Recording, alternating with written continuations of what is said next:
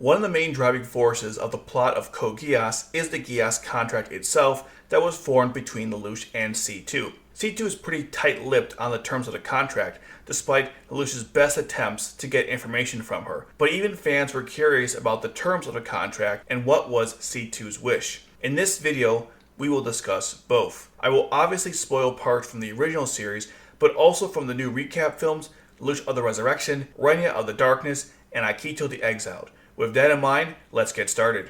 So it's important before discussing the terms of C2's contract with Lelouch to first go over how Geass contracts work in general.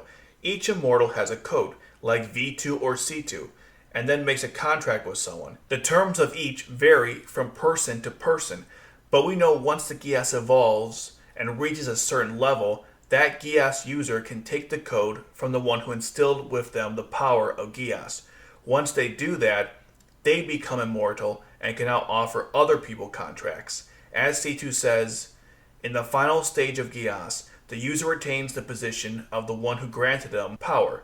Thus, you have gained the power to kill me. Now, what's interesting is that in Lelouch's case, he only needed to have one eye with the Geass to become strong enough to take C2's code, where Charles and C2 required two eyes. And with Mao, even though he had both eyes with Geass, he never reached the level to take C2's code. At least I inferred that based on what C2 says in turn 15. Now back to Geass contracts. In Renya of the Darkness, C2 states that there is a limit to how many contracts can be given out by one immortal, but that amount is never stated. Mao and Marian both never fulfilled their contracts, so it's reasonable to assume that there's no obligation to honor a given contract. Basically, like a consequence of some kind. It's almost as if you can just walk away from it. Geass users can also keep their Geass even though they have not fulfilled their contract.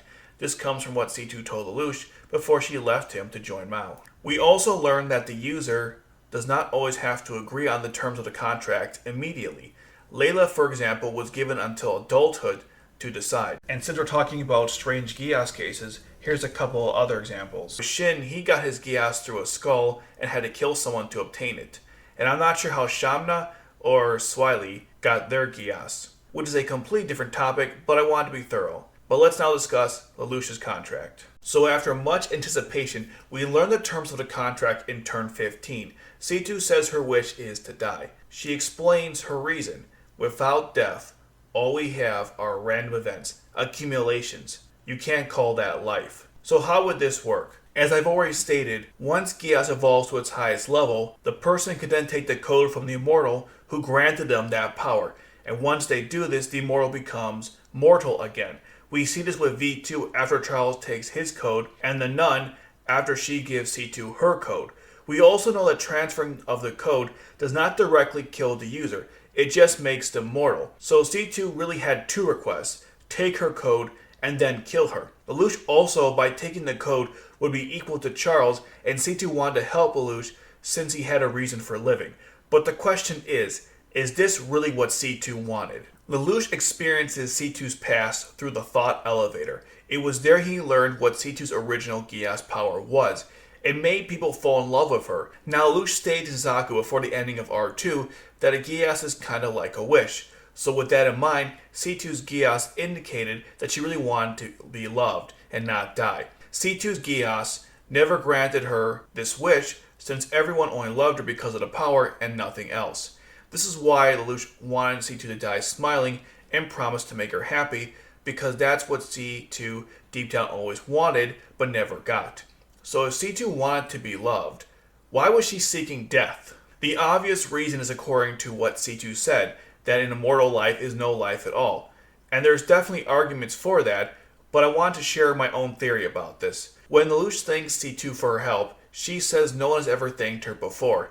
It's way worse than that. In every flashback of C2's life, all we see are endless times that she is killed and attacked by people. Even in the manga, we see another perspective of her beheading. No one truly loved her, but C2 does say that there were some individuals who were kind to her over the years, but it seems like the majority of people just wanted to kill her. So C2 must have given up and wanted to die, because if someone had actually showed her genuine kindness, then she would have wanted to live. I know this because that's what happened after Lelouch told her that she should not die this way. He said, "I promise you the smile you never had."